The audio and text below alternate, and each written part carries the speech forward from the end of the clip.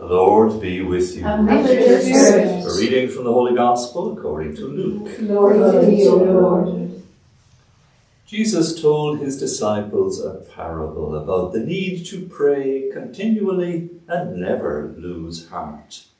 There was a judge in a certain town, he said, who had neither fear of God nor respect for man. In the same town there was a widow who kept on coming to him and saying, "I want justice from you against my enemy."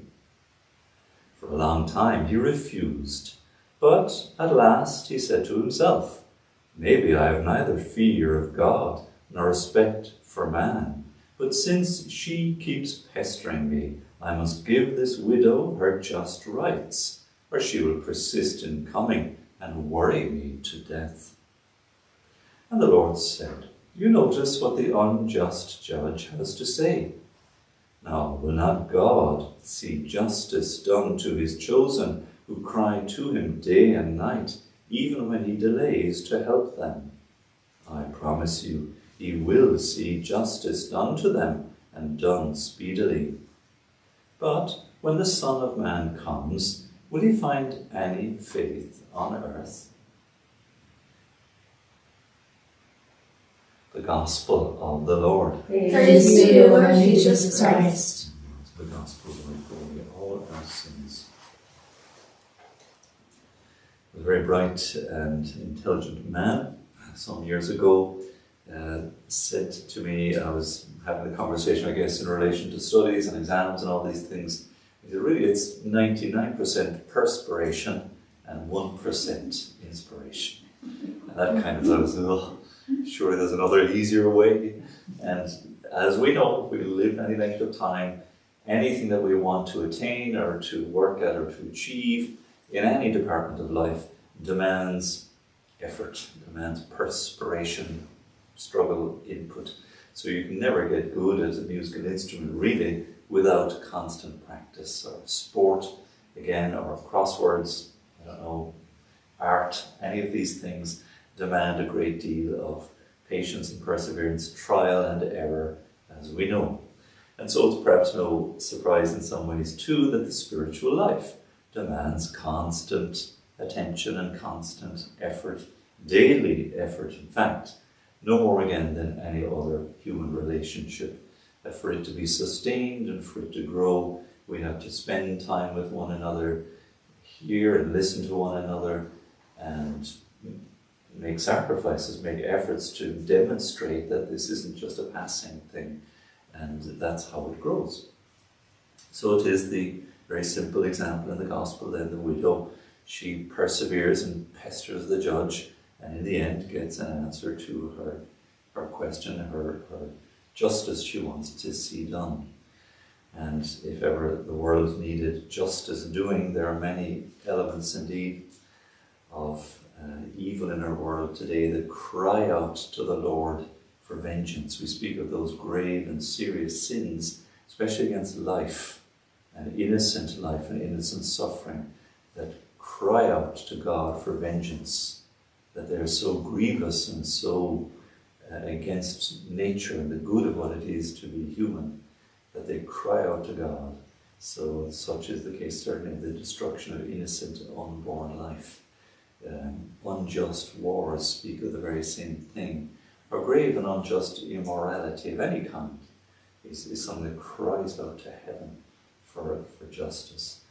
And in the end, it is God who has the final say, which is good, because if we were to have the final say, we might mete out vengeance and revenge rather than authentic justice based on mercy.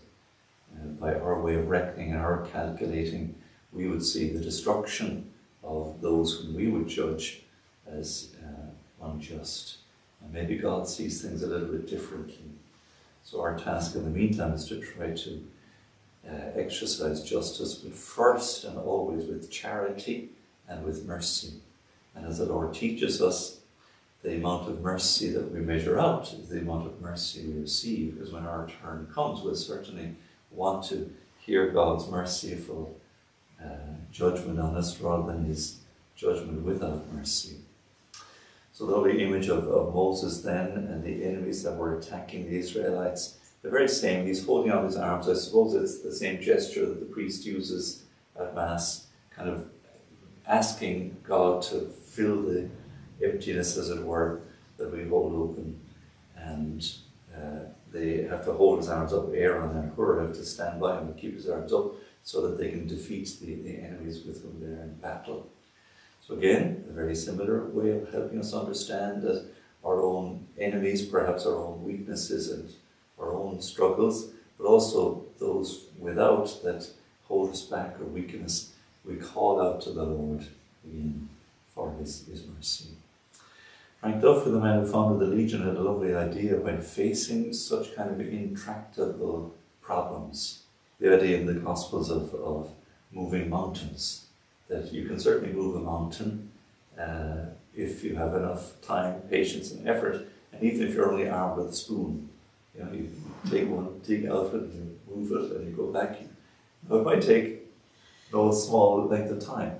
But Frank Duff's idea was very simple. He said, look, if you're confronted with something that does seem beyond our capacity, we take some symbolic action.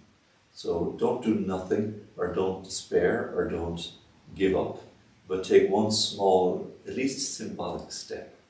And then he says, well, another step will present itself to take. And it might not be that we see the end result coming about immediately, but we keep taking those, as it were, symbolic steps, and that before too long we begin to see the problem is being tackled and confronted, and that some solution will begin to formulate itself in time. And that's what faith demands of us, really, that we keep persevering even if we can't quite yet see the end result. There's numerous examples in the life of the Legion of Mary, the greatest one of all, that book, Miracles on Tap, where Frank Duff and the Legionaries went into this impossible district of ill repute here in Dublin, just next to the Pro Cathedrals, where it was. The priests wouldn't go near there because for fear of scandal.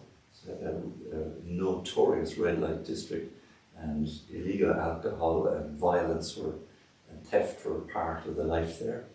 And the priests wouldn't go near there. The police at the time wouldn't go near there either, because they said, look, it's well contained. If we go in there and disrupt it, it'll scatter all over the place. This was the logic that was going on. And any of those otherwise who intended to do good were fearful for their own safety going there. Yet Frank Duff made an approach. They had the name of one of the girls who was there, and Divine Providence did the rest. Most extraordinary. It's an incredible book, an incredible story of how they transformed the entire red light district and saved so many of the women and brought them back to health and to safety once again, and many of them to reunion with their families. And in the end, after a 2-year debacle in there, and in the end having to bring the police in to get the last of the recalcitrant dealers in there out of it, they enthroned the Sacred Heart there in a marvellous ceremony. So it's just an extraordinary Acts of the Apostles moment. And it's just kind of a homegrown story that should illustrate for us the very same way, the very same idea, to persevere in prayer. And not to do nothing, take some symbolic steps, at least trust in God, and God will bring about his justice certainly in the end, and hopefully through his mercy too.